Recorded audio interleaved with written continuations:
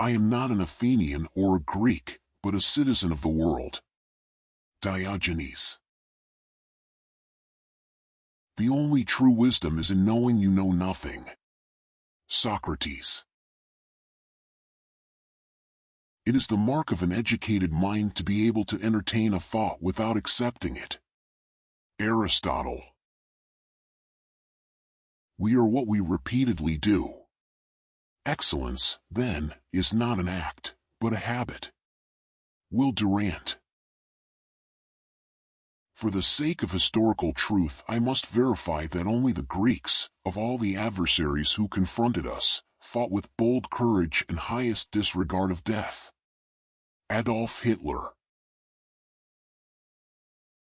The educated differ from the uneducated as much as the living from the dead. Aristotle. I'm Greek, and we're conspiratorial by nature. George Tenet. Shipping magnate of the 20th century. If women didn't exist, all the money in the world would have no meaning. Aristotle. Children are the anchors of a mother's life. Sophocles. Of all peoples, the Greeks have dreamt the dream of life best. Johann Wolfgang von Goethe.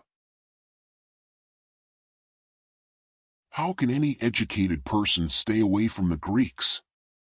I have always been far more interested in them than in science. Albert Einstein. There is nothing permanent except change. Heraclitus. Socrates said he was not an Athenian or a Greek, but a citizen of the world. Plutarch. The most useful piece of learning for the uses of life is to unlearn what is untrue. Antisthenes. Think not those faithful who praise all thy words and actions, but those who kindly reprove thy faults. Socrates. Those who are too smart to engage in politics are punished by being governed by those who are dumber. Plato. When you are offended at any man's fault, turn to yourself and study your own failings. Then you will forget your anger. Epictetus. The Greeks invented logic but were not fooled by it. Erich Hofer. The Serbs have only two friends, God and the Greeks. Radovan Karadzic. Women are like those blinking little Greek islands, places to call it but not to stay. Stacey Amanir. Read Churchill. He tells you how crucial was the Greek role in your decisive desert victory over Rommel.